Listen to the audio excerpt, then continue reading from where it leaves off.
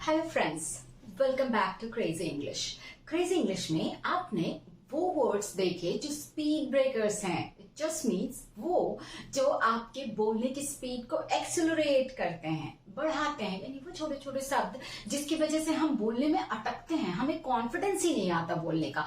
उन शब्दों को कंप्लीट करना, उस दिशा में मैं आगे बढ़ी हूं। मैं आपको उन शब्दों का दूसरा ग्रुप देने जा रही हूँ। So friends, get ready to collect all these. तैयार हो जाओ इन वर्ड्स को कलेक्ट करने के लिए। कुछ लास्ट वीडियो में आपने कलेक्ट किया, कुछ इस वीडियो में आप कलेक्ट करोगे। It will be continue for some time. ये कंटिन्यू रहेगा जब तक कि ये हर्डल्स दूर ना हो जाएं। सो चलिए शुरू करते हैं। आज का हमारा पहला वर्ड है according to. The word is according to.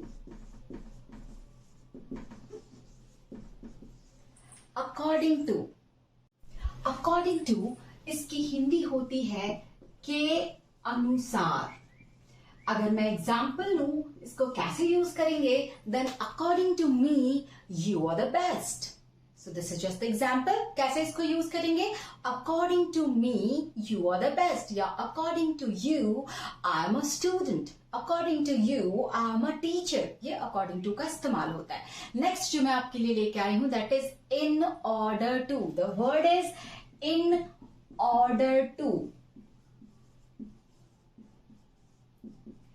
इस वर्ड की हिंदी होती है के लिए। इन ऑर्डर टू इसकी हिंदी होती है के लिए। यानी जब हम इन ऑर्डर टू का इस्तेमाल करते हैं तो इसको कैसे यूज करेंगे? Let's have an example.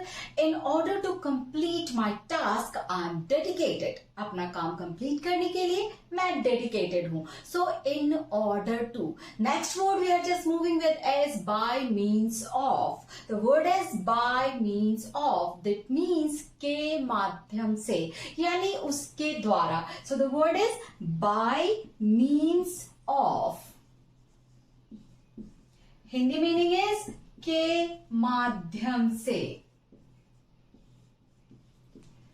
The example may be, by means of my channel, you can get rid of all these hurdles. यानी मेरे चैनल के माध्यम से आप अपनी सारी रुकावटों से छुटकारा पा सकते हैं। So by means of like that, by means of my channel, you can get rid of all the hurdles. इस तरह से हम by means of का इस्तेमाल करते हैं। Next word जो है वो है on behalf of. Next word है आपका on behalf of, जिसकी हिंदी होती है की ओर से।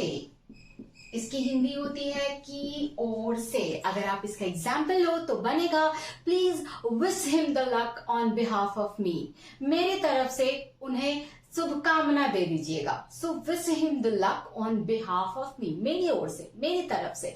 So the English is on behalf of, जिसकी हिंदी होती है मेरी ओर से। If we are just moving for the next, then it is जो WH वर्ड्स हैं उसके थ्रू बहुत सारे वर्ड्स बनते हैं, जैसे व्हाट यानी कि क्या। और इस व्हाट को अगर हिंदी सेंटेंस के बीच में लेते हो तो ये हो जाता है जो। अगर यही व्हाट को मैं व्हाट एवर कर दूं, नेक्स्ट वर्ड जो मैंने आपके लिए लिया है वो है व्हाट एवर। इस व्हाट एवर का इस्तेमाल वस्तु के लिए या बातों के लिए किया जाता है। व्हाट एवर, बातों के लिए या चीजों के लिए। इसकी हिंदी होती है जो या जो कुछ भी। दोनों ही सेंस में इसको इस्तेमाल किया जाता है। या तो आप जो कर लो या फिर जो कुछ भी, जैसे what ever you told I am following. जो आपने कहा या जो कुछ भी आपने कहा मैं वो कर रही हूं। सो दिस इज वट एवर। ये थिंग्स या ये बातों के लिए इस्तेमाल किया जाता है। Next that is when ever. इसी एवर को लेके अगर हमने वर्ड लिया दैट इज व्हेन एवर। इसकी हिंदी होती है जब या जब भी। इसका इस्तेमाल हम लोग करते हैं जब या जब भी। So you can use by this example, whenever you will call me I will be there. जब भी आप मुझे बुलाओगे मैं वहीं होंगी। Whenever you call me I will be there. So whenever यानी जब या जब भी। नेक्स्ट जो मैंने इसी से लिया है दैट इज वेयर एवर। अब आप अंदाजा लगा सकते हो कि ये क्या होगा। वेयर एवर यानी जहां जहां या जहां भी, दैट इज जहां भी, यानी इसका इस्तेमाल जब भी आप करोगे तो जहां जहां या जहां भी के लिए करोगे। जैसे wherever you will go I follow you. So this is just the use कि इसको हमें कैसे यूज करना है, इसमें हम आगे प्रोसीड करते हैं। हमने देखा whenever, wherever, whatever. अब हम मूव कर रहे हैं whoever. Next is whoever. The word is whoever यानी जो भी। अब ये जो भी व्यक्ति के लिए है, आपको यूज करना है whoever, दैट इज जो भी यानी व्यक्ति के लिए। whoever asked you the question, reply him। जो भी तुमसे सवाल, जिसने भी तुमसे सवाल किया है, जो भी तुमसे सवाल किया है उसको रिप्लाई करो। सो this is just about whoever, whatever, how। अब नेक्स्ट हमारा है however। ये however एक ऐसा वर्ड है जो सेम सेंस नहीं देता।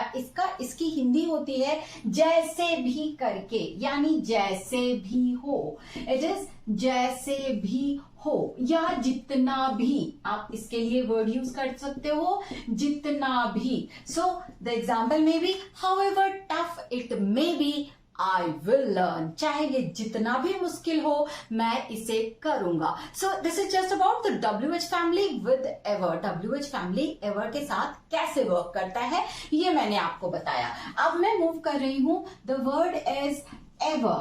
एवर का मतलब होता है कभी। अगर ये वर्ड अकेला आए एवर तो इसकी हिंदी होती है कभी, और नेवर की हिंदी होती है कभी नहीं। ये नेवर वर्ड इंडिकेट करता है कभी नहीं, यानी कि अगर आपने सेंटेंस में नेवर यूज किया है तो उसके बाद कभी भी नॉट का इस्तेमाल नहीं करना आपको, क्योंकि नेवर खुद ब खुद नॉट को इंडिकेट करता है। नेक्स्ट वर्ड है हमारा बिसाइड्स। अब आप सोचोगे कि एक बार मैंने इसको आपको बताया है, मैंने आपको बिसाइड बताया है। Friends, this is besides. मैंने आपको बिसाइड बताया है। बिसाइड की हिंदी होती है के बगल में, लेकिन ये है बिसाइड्स जिसकी हिंदी होती है के अलावा। बिसाइड्स की हिंदी होती है के अलावा। नेक्स्ट वर्ड है हमारा except. The word is except. आपको ध्यान रखना है, एक वर्ड के साथ इसकी बहुत जबरदस्त कंफ्यूजन आती है। वो वर्ड है एक्सेप्ट। आप सोच रहे होगे कि एक्सेप्ट बोले या एक्सेप्ट बोले। So friends, let me clear कि जो वर्ड एक्सेप्ट है उसमें डबल सी का इस्तेमाल किया गया है। ACCEPT, that is called accept. क एक्सेप्ट, माइंड इट, क एक्सेप्ट, एक्सेप्ट इट मीन्स स्वीकार करना। लेकिन ये ख यूज करता है except. It's not accept, it's except. तो ख देखो, एक एक्सेप्ट, और यहां मैंने कहा एक्सेप्ट ख, यानी कि जब एक क होता है तो स्वीकार करना और एक ख होता है तो को छोड़कर। सो एक्सेप्ट की हिंदी होती है को छोड़कर। Everyone was present in the party except you. Party में सब प्रेजेंट थे तुमको छोड़कर। So it is except. हमें इस बात का ध्यान रखना है। Next is as if. As if की हिंदी होती है मानो। He is scolding me as if he is my elder। वो मुझे डांट रहा है मानो वो मेरा बड़ा है, वो मुझसे बड़ा है, इस तरीके से वो मुझे डांट रहा है। The next is even if। It is even if। इसकी हिंदी होती है तो भी। even if इसकी हिंदी है तो भी।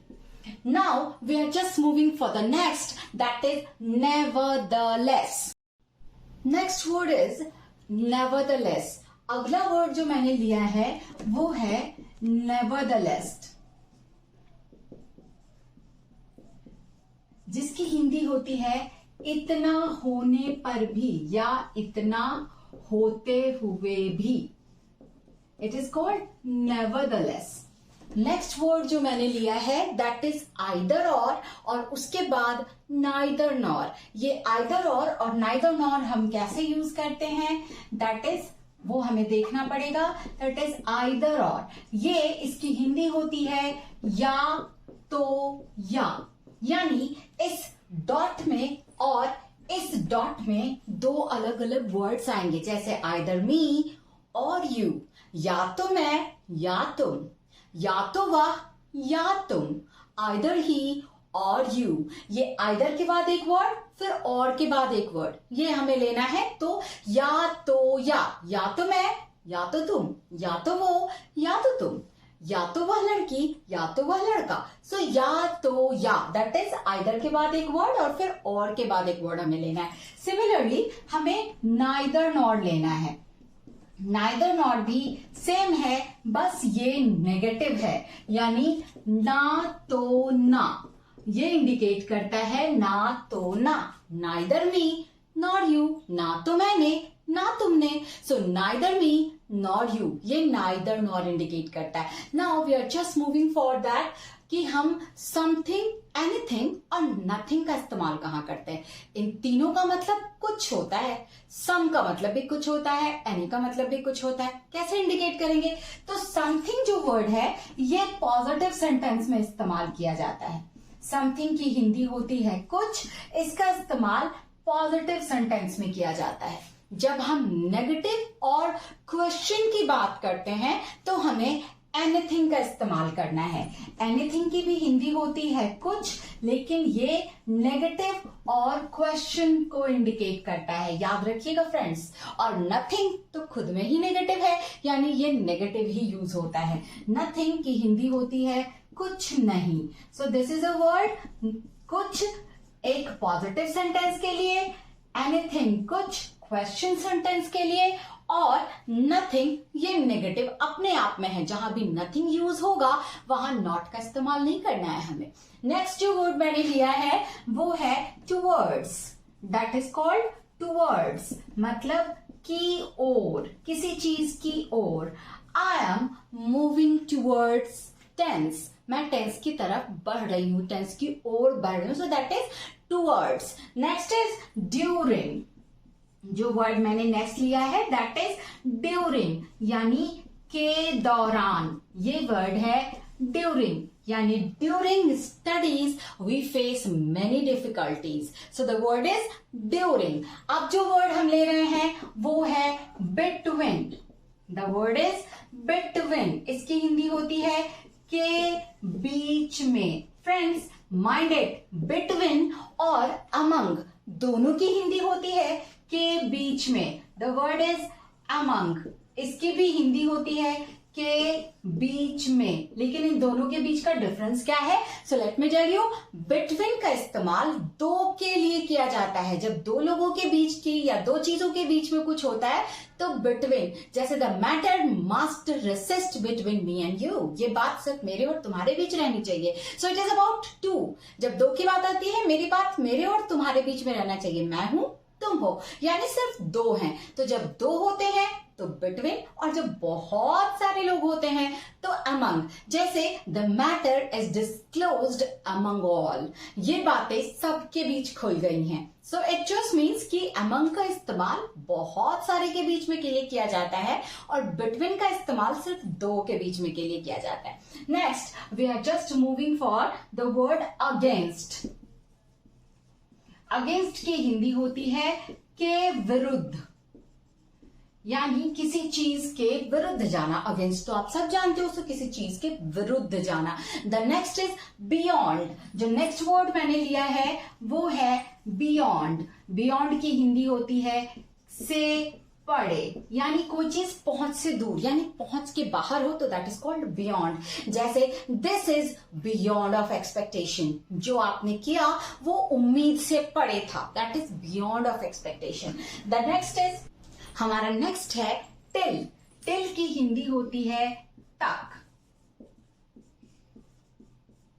जैसे टिल 2 o'clock 2 बजे तक, टिल 5 o'clock 5 बजे तक। सो इट इज जस्ट तक। जब हम बात करते हैं अनटिल, इसी टिल से वर्ड बनता है अनटिल।